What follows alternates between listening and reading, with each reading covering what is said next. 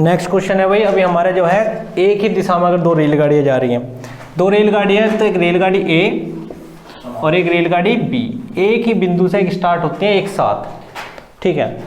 तो एक साथ एक रेलगाड़ी बी है और एक रेलगाड़ी ए, इसकी जो चाल है वो 72 किलोमीटर प्रति घंटा है और इसकी कितनी है भाई 60 किलोमीटर प्रति घंटा, ठीक है। तो एक ही दिशा में जाते हैं, दोनों रेलगाड़ियों की लंबाई सेम है 240 मीटर, इसकी भी 240 है, इसकी भी 240 है।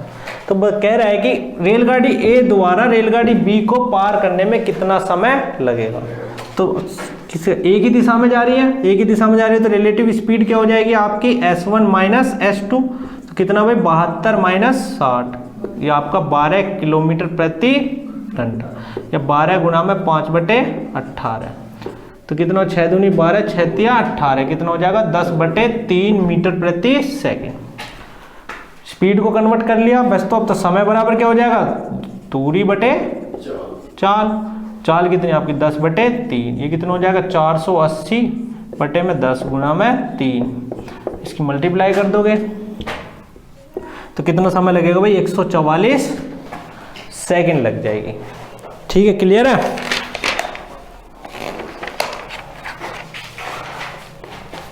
ठीक है भाई, 144 से लगेगी ना यहाँ पे 10/3, 2 पंजे 10 3, सही तो है?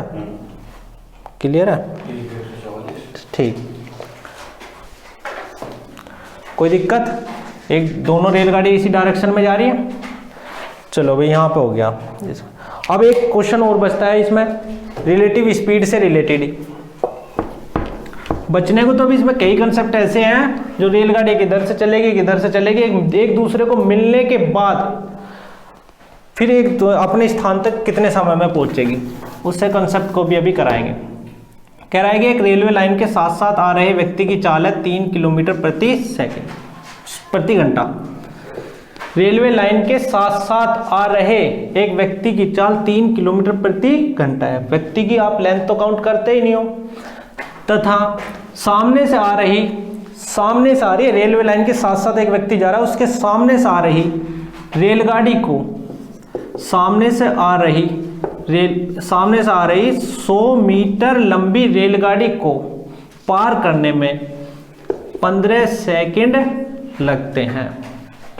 एक दूसरे को पार करने में कितना समय लगता है 15 सेकंड लगता है। तो पूछ रहा है रेलगाड़ी की चाल बताओ।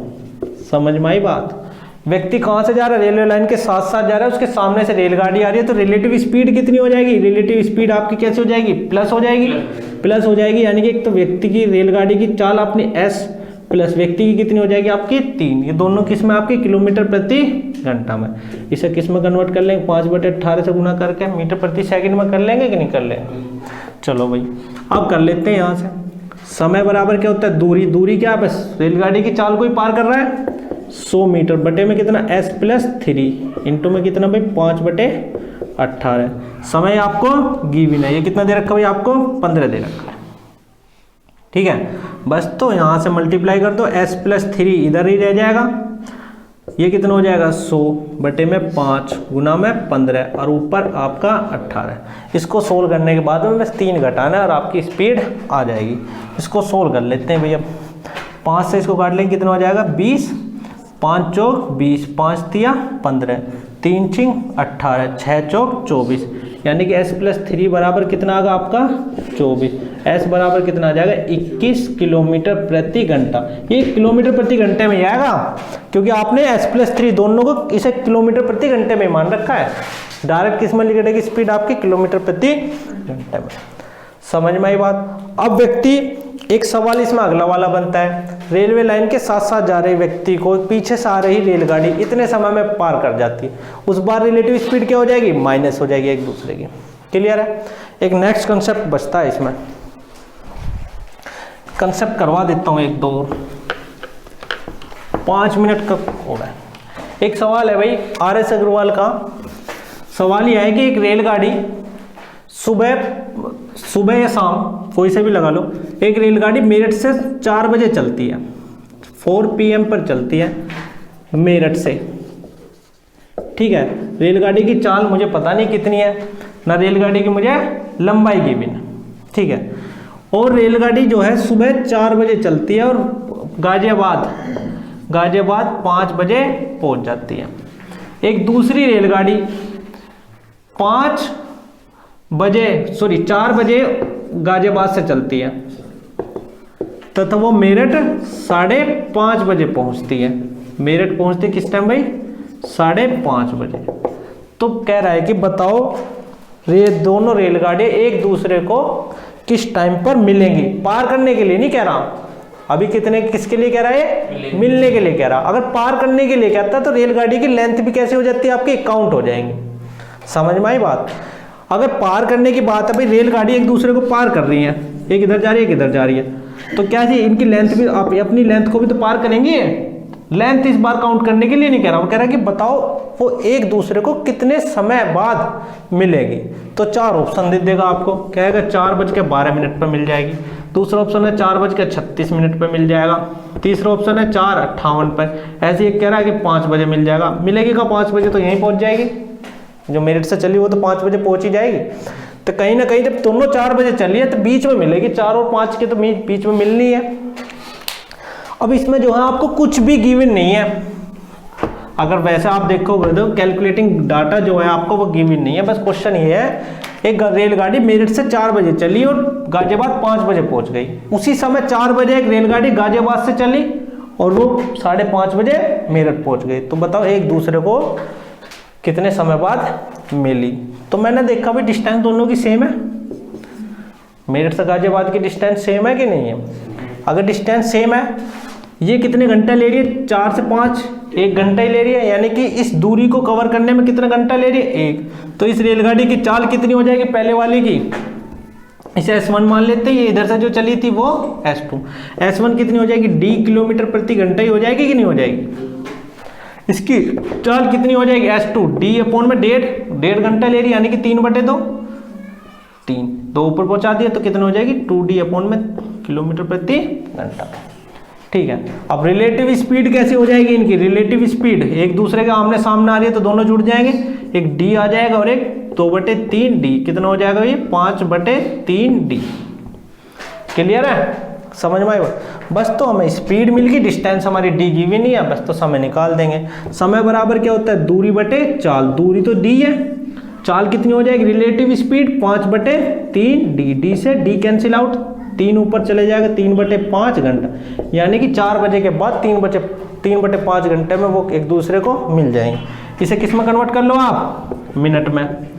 तो कितना आ जाएगा ये? 12×36, यानी कि 36 मिनट बाद 4:36 पर वो एक दूसरे को मिल जाएगी। क्लियर है? कई बार लेकर आएंगे जिसमें तो कुछ दे ही नहीं रखा, तब भी समझ में नहीं आता। समझ में आई बात? नेक्स्ट जो टॉपिक बचता है इसमें उसको कवर कर लेते हैं। समझ में आई बात? नेक्स्ट है भाई आपका, नेक्स्ट है एक रेलगाड़ी एक स्थान A है और एक स्थान B है। रेलगाड़ी ले लो या कोई कार, जनरली ये क्वेश्चन जो है टाइम स्पीड एंड डिस्टेंस पे पूछा जाता है, लेकिन रेलगाड़ी वाले चैप्टर में भी दे रखा है। तो ये है कि इन दोनों के बीच की दूरी आपको गिवन होगी भी या नहीं। कह रहा है कि एक रेलगाड़ी S1 चाल से इधर चली, दूसरी रेलगाड़ी S2 चाल से इधर चली। ठीक है, चलने के बाद में कहीं आपस में मिल गई होंगी, मिली जरूर होंगी। जब दोनों रेलगाड़ी एक ही समय पर चली हैं तो दोनों आपस में मिली जरूर होंगी। मिलने के बाद में इस वाली रेलगाड़ी ने यहाँ से यहाँ तक जाने में कितना समय लिया? मिलने के बाद इस वाली रेलगाड़ी ने यहाँ से यहाँ तक जाने में कितना समय लिया? T1 समय लिया। इस वाली रेलगाड़ी ने यहाँ से मिलने के बाद यहाँ तक जाने में कितना समय लिया? T2 समय लिया। तो कई बार सवाल पूछ लेता है तो उनकी दोनों चालों का अनुपात पूछ लेता है। तो चालों का अनुपात ये आपको फॉर्मूला है, इसे ड्राइव भी करवा सकते हैं हम, लेकिन हमारा जो है रिवीजन चल रहा है। ठीक है, तो आपको फॉर्मूला याद रखना है, S1/S2 बराबर होता है √T2/T1। क्लियर है? यहाँ से कोई दिक्कत? इससे रिलेटेड एक क्वेश्चन करवा देते हैं, कभी कभार आ जाता है, वैसा आने की उम्मीद बहुत कम है दिल्ली पुलिस जैसे एग्जाम में। इससे रिलेटेड एक सवाल देख लेते हैं।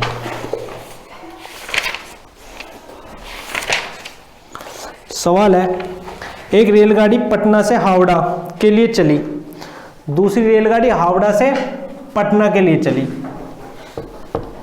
यही है भाई, यहाँ पे ये पटना है, यहाँ पे पटना है और ये हावड़ा है, तथा दूसरी रेलगाड़ी हावड़ा से पटना के लिए चली और ये पटना से हावड़ा के लिए, ये इधर चली। चलने के पटना के लिए एक ही समय पर चलती हैं।